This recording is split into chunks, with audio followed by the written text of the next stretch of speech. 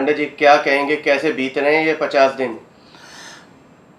50 दिन हो गए लॉकडाउन को।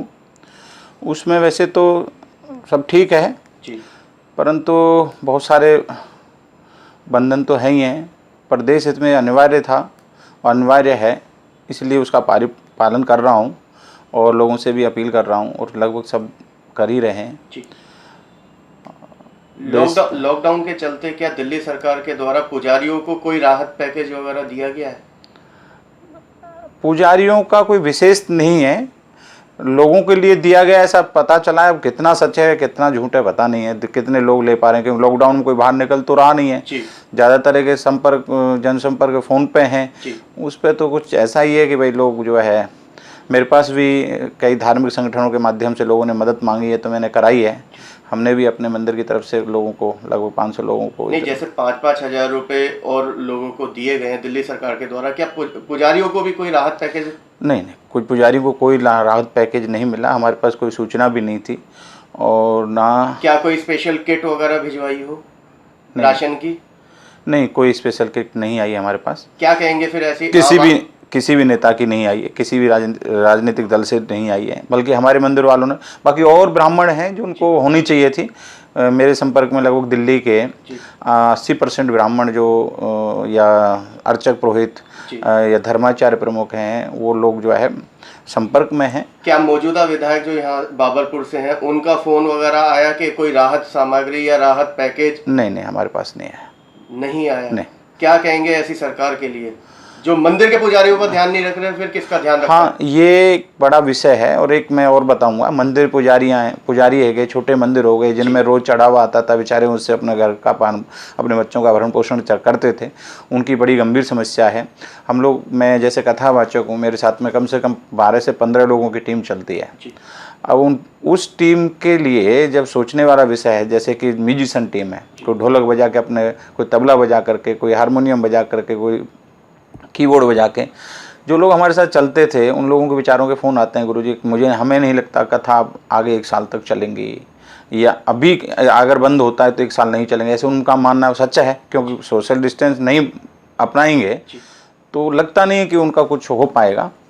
तो या दिल्ली सरकार ने सरसों के तेल की शीशी भेजी हो या देसी घी का कनस्तर भेजा हो मंदिर के लिए, क्योंकि दीपक तो जलना है? नहीं, कोई नहीं आया हमारे पास। और हमारे यहाँ तो बल्कि अखंड जोत जल रही है 2 जी। और हमारे कैसे गुजर बसर कर रहा है पुजारी छोटे मंदिर का पुजारी इस समय बड़ा दुखी है।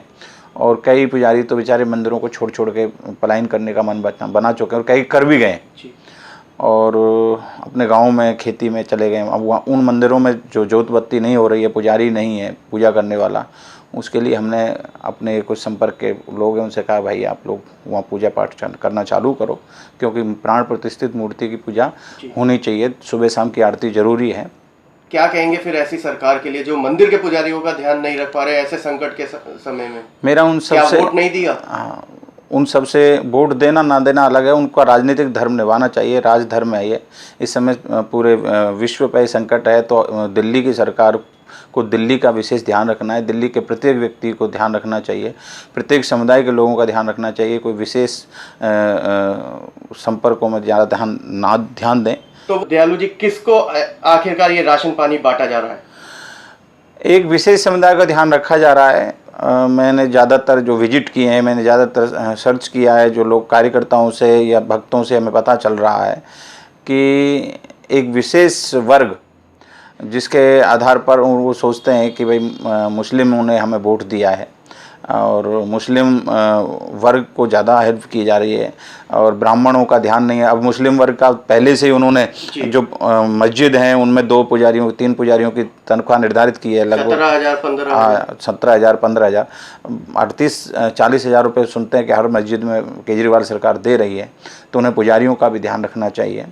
और मैं बार बार प्रार्थना करूंगा आपके चैनल के माध्यम से कि दिल्ली सरकार जागे, और नहीं तो जो वोटर है वो जागेगा। और मैं समझता हूँ सनातन धर्म के जितने भी प्रेमी हैं, जितने भी हिंदू वर्ग के लोग हैं, उन सबसे प्रार्थना है कि मुस्लिम अपने धर्म के लिए लड़ सकता है, झगड़ सकता है, सरकार के साथ में आंदोलन कर सकता है, लड़ना झगड़ना मतलब आंदोलन कर सकता है। तो इस तरह से एकजुट होकर के आंदोलन करें। और अगर ब्राह्मण की क्षति होती है तो एक संस्कृति की क्षति होती है, एक अर्चक पुरोहित की क्षति होती है तो एक संस्कृति की क्षति होती है।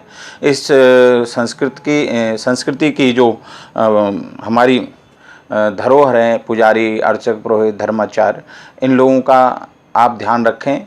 इनके साथ में आप लोग एक आंदोलन करें, या तो सरकार जागे, नहीं तो इसके लिए आंदोलन करें। और आपके चैनल के माध्यम से बताना चाहूँगा कि दिल्ली सरकार जो अपने वादे किए हैं उनका तो ध्यान रखे ही, परंतु इस संकट की घड़ी में कोई पक्ष विपक्ष ना देखे, कोई धर्म विशेष को महत्व ना दे। जो आपकी प्रजा है, ये प्रजातंत्र है, लोकतंत्र है, उसका अच्छे से निर्वहन करे, पालन करे। 64-65 लगभग विधायक हैं, जिनमें 12 से 13 विधायक ब्राह्मण हैं। वो क्यों नहीं आवाज उठा रहे, क्यों मौन बने बैठे? और मौजूदा बाबरपुर विधानसभा का भी विधायक ब्राह्मण ही है। नहीं, जो उनका आका जो है वो उस विचारधारा का है, उन्हें फिर अपनी विधायक की सीट का खतरा है। उनका आका ही खराब है, उनका आका ही एक तरफ कहता है कि भाई विशेष धर्म का मैं विशेष ध्यान रखूंगा। अब केजरीवाल जी ने ये जो मुसलमानों को ये दिया, तो उन्हें ये सोचना चाहिए था कि भाई हमारे दिल्ली में मंदिर भी तो हैं, तो मंदिर में जो संस्था रजिस्टर्ड हैं उनसे संपर्क में आकर के, या मैंने तो एलजी साहब को ये पत्र भेजा था।